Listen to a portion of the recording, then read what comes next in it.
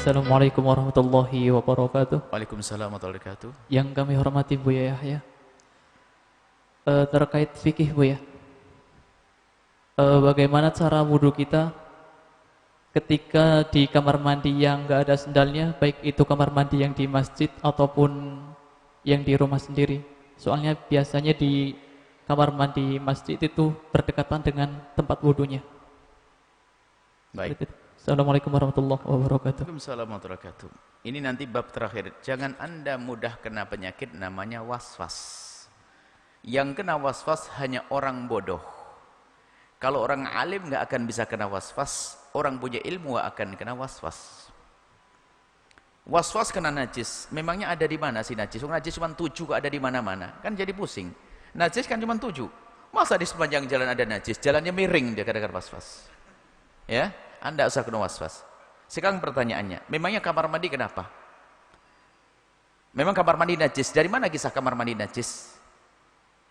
Saya bertanya kepada Anda pribadi, kalau Anda buang air kecil, Anda siram atau tidak? Ya sudah, hanya anjing sama kucing yang tidak disiram. Maka kamar mandi suci, kenapa pusing? Ayo. Kecuali Anda yakin betul bahasanya tradisi masyarakat Cirebon kalau kencing tidak pernah disiram, baru sah. Anda mengatakan najis. Jelas? Ini penyakit waswas, jalannya jinjit. Pakai sandal, sandalnya pun sudah sandal kelamaan, jadi ujung kelingkingnya keluar, najis juga. Anda tidak usah kena waswas yang bikinnya. Kamar mandi usum disiram, setiap buang air kecil pasti disiram, kan begitu? Selesai. Bahkan kalau Anda jatuh pun nggak usah dipikirin.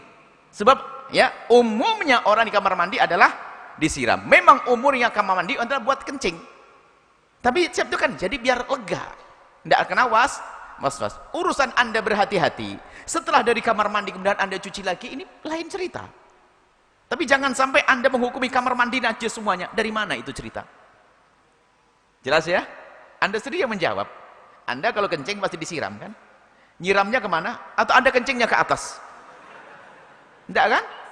Normal. Bahkan rata-rata kencingnya mohon maaf akan di klosetnya. Kan begitu? Kalau itu kloset. Rata-rata seperti itu. Apakah Anda naik ke... Lalu gitu? Nggak ada. Normal semuanya. Makanya ini penyakit was-was. Padahal orang kena was-was kalau ditanya tuh bingung. Kayak tadi itu kan pasti nggak najis. Terus ya begitu. Jadi tidak usah dipikirin, insya Allah tidak najis. Kecuali Anda sendiri yang kencing, kemudian kemana-mana, airnya habis, berarti najis, kaki Anda terkena. Kalau enggak usah diyakini najis. Baik, seperti itu. Jadi jangan sampai gampang kena waswas. Jadi waswas itu sebabnya karena tidak punya ilmu. Tapi kalau orang punya ilmu kok waswas, pasti dia tidak punya ilmu.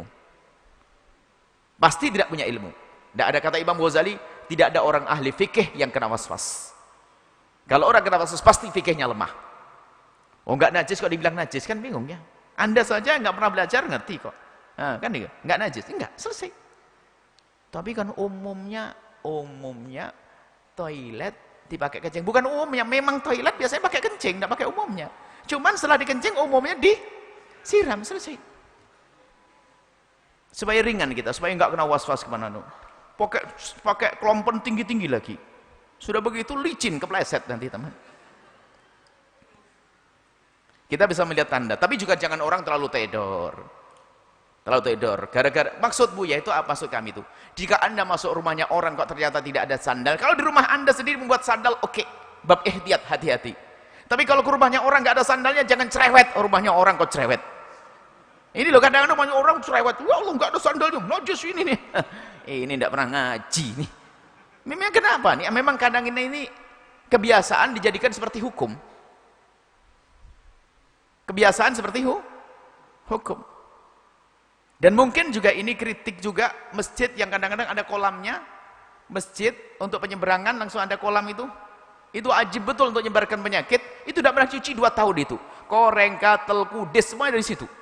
Belum lagi sekarang ada penyakit-penyakit nular. Ya ini. Zaman dulu pakai kolam gede langsung gitu. Ini mohon maaf itu kadang-kadang. Kecuali airnya bisa diganti terus. Tapi jangan sampai ini menjadikan was-was. Ilmu ini penting sekali. Ada sebagian masjid lihat, Masya Allah. Kan sekarang ada goreng-goreng ini, kan bisa kudis bersama itu nanti. Pernah yang lihat sebuah masjid? Itu boleh-boleh saja, itu ada tujuan mereka. Ulama yang buat pada waktu itu, pada zamannya memang belum banyak keran di mana-mana. Kalau kencing buaya ini, maka dibuatkan semacam itu biar terpisah antara tempat buang kotor yang kurang airnya sampai ke masjid terpisah. Hari ini keran bersih semuanya. Ini bersih keran. Nggak pakai kolam di sini. Pakai kolam nggak di sini? Ada kolamnya. Tapi harus dijaga kebersihannya. Boleh, sah, saya sampaikan. Cuman air harus berganti terus. Sebab ada jenis-jenis penyakit yang gambar berpindah kepada orang lain. Apalagi ada luka dengan luka. Seperti itu. Kalau diadakan, tolong kebersihannya. Di sebuah tempat itu hitam betul. Dan airnya tidak mengalir, Masya Allah. Seperti itu. Biasanya menjadi sebab sumber was-was. Kalau orang membuat sesuatu yang namanya hati-hati, itu sah. Seperti kolam tadi. Dari kamar mandi pakai sendal, itu adalah untuk berhati-hati. Tapi jangan jadikan itu hukum semuanya harus seperti itu. Hukum yang sesungguhnya tadi yang kami sampaikan. Anda tidak boleh kena was-was. Tapi di rumahmu sendiri ingin berhati-hati, oke. Tapi kadang di tempat yang lain tidak seperti itu. Wallahu a'lam bishawab.